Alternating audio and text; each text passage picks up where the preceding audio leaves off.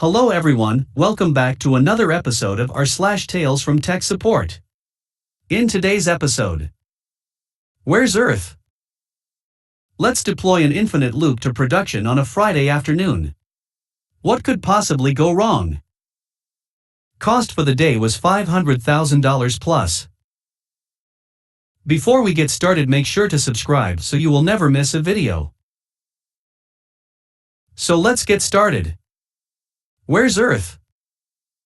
Back in the dark ages before Ethernet, I mean before coaxial cable 10 Mbps Ethernet was common, I was working as a computer cable installer and troubleshooter. We did a lot of RS-232 serial printer connections, and when several users needed the same printer, we would install a printer sharing box. Printers were really expensive back then, so were the computers. The country is New Zealand. I get called by one of our other installers to help him figure out a problem. I go on site, which was an embassy from a European country. He shows me the printer, the print sharer, which already has some other PCs which are printing just fine. He has installed a new cable to an office for a new user, and asks me to look at his wiring.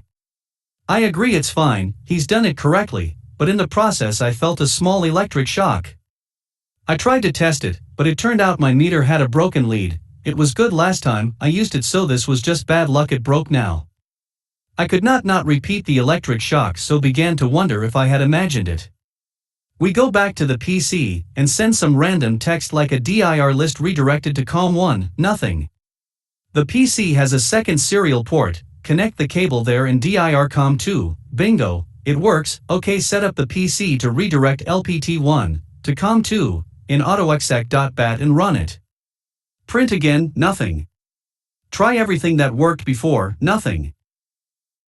Inform the staff that it must be some PC problem, and we can't do anything more. Later I meet up with a tech from the computer supplier, and they change the motherboard. It works, print okay. Then not, again. Try the second port, same thing, print once then nothing again.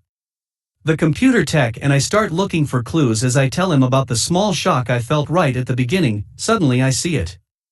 The user came from Europe and brought the PC with him, and his power cord, and a travel adapter with NO Earth connector. Now I understand, the PC power supply has capacitors from phase to ground and neutral to ground as part of the noise filter. And this acts as a capacitive divider which puts about 100 volts AC in the PC case if not grounded. This is also signal ground from the serial ports, which are cable connected to the print sharer and therefore to signal ground of the printer and the other PCs connected there. The COM ports, 4 of them in the end, 2 ports each on 2 motherboards, on the new computer had all died after a short time due to the AC voltage. A new power cable was provided when the second new motherboard was installed. Problem solved. Let's deploy an infinite loop to production on a Friday afternoon. What could possibly go wrong? Background: I'm on the help desk for an international company. Our company has an in-house ticketing system developed and managed by an internal team that happens to sit right next to us. It's great because we can ask for features and they'll actually be implemented in a reasonable time frame. We get to skip all the paperwork and hoops to jump through that the rest of our company is so in love with. The unofficial process is that we complain to them about something, and a few days/weeks later we'll log on and suddenly find that they fixed it.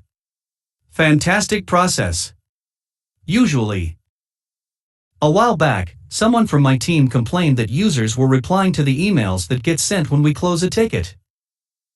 The system would attach their email as a note to the closed ticket, and users were getting the expectation that their note on a closed ticket would be seen by someone.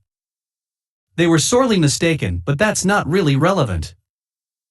We were getting tired of calls about new issues written on random 3-month-old and closed tickets, and how they're not being resolved, so someone brought it up to the ticketing system team, and they grumbled agreement, and we stopped worrying about it. Until we closed up shop on Friday afternoon, came in on Saturday morning for our normally pretty dead weekend shift, and took a few calls before we got the first person with an out-of-office message. That's when we learned that late on Friday afternoon, a small change was pushed to the ticket system. If an email is sent for a closed ticket, the system automatically replies with a message saying the ticket is closed and asking for them to open a new ticket with nice instructions and pretty pictures. Out-of-office messages were not accounted for. Not only that, they decided to be helpful and also send us an email when a user tried to reply to a closed ticket. I'm sure at least a few of you are yelling at your monitors already, but for the rest of you. Ticket system, your ticket is closed. User's mailbox, I'm out of the office. Ticket system to us, a new note was added to a ticket you opened. Ticket system to user, this ticket is closed. Please open a new ticket. User's mailbox, I'm out of the office. Ticket system to us, a new note was added to a ticket you opened. Ticket system to user, this ticket is closed. Please open a new ticket. User's mailbox, I'm out of the office. Repeat until the team gets back in on Monday morning to revert the change. We told as many people as we could to momentarily turn off their out-of-office message to keep the spam bearable. Some people jumped off the call and disappeared for the weekend, leaving us, and themselves, with a weekend-long deluge of emails. Tried to call them on Saturday to get someone to come in, and just hit the big undo button. Found out on Monday that their manager, the only one we have a phone number for, went on vacation that weekend without her phone. There's 2 lessons to learn here. 1. Never ever deploy to production at 5 p.m. on a Friday. And 2. If you're going to automate replies to emails, be ready for the recipient to also have automated replies to emails. Cost for the day was $500,000 plus. I worked for a company that runs the public transport payment system. Weekly we would be supplied with updates to the stops and routes the operators used for the buses. Over time the number of stale stops and routes would build up. While I was in the position of doing that, I developed a database script that identified the unused information and deactivated them. I ran this script every week. The bus drivers loved it because they only had the information they needed. There are many stop points that are critical to the system, and my script excluded them from being deactivated. I moved to the engineering section after the other employee returned from maternity leave. She was less technically inclined, so the script was not run. Eventually the size of the information being sent out was exceeding the limit the devices could cope with. Despite me running every week for almost 12 months, the cleanup under her went through the whole change request process, whatever. Another 2 years pass and she leaves. The replacement was much more competent, and would submit a change request on a regular basis instead of waiting until it was past the limits. So the 6-monthly deactivation rolls around once again. I respond to the usual questions, thinking what the hell is the problem running a script I ran every week. Monday morning after the deactivation, I get a call at 6 letting me know that no passengers can tag on. I jump on the VPN and check, patrons can tag on the train, but not the buses. As part of the script I recorded every action taken. I check the stops that have been deactivated, not one of them is in a route. I jump on a bus and tag to see the actual error is for myself. I ask the bus driver what he has been seeing, none of it makes sense. We upload the week's files again. If a stop is in the file the system reactivates it, does not help. I use a tool I developed that pretends to be a device and download from the system all the files that the device would, all looks good. We ran the same script in our test system, the buses work just fine.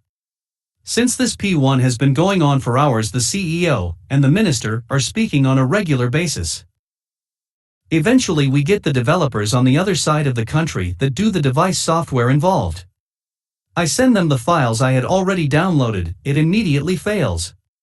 They dig into the log files and find that a stop point that is hard-coded in the device is deactivated. We activate the stop and all buses now work. However, most drivers are unaware and still tell people the system is not working and to just get on. The reason it did not go pear-shaped years earlier is that hard-coded stop point was used in a route.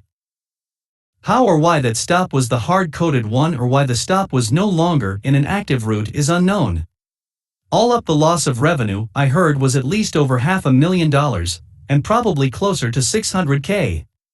We didn't have to bear the entire cost of the outage, no idea what it cost the company. If you are a developer, do not hard code values in the code. At most put the value in the INI file so others can at least see what it is.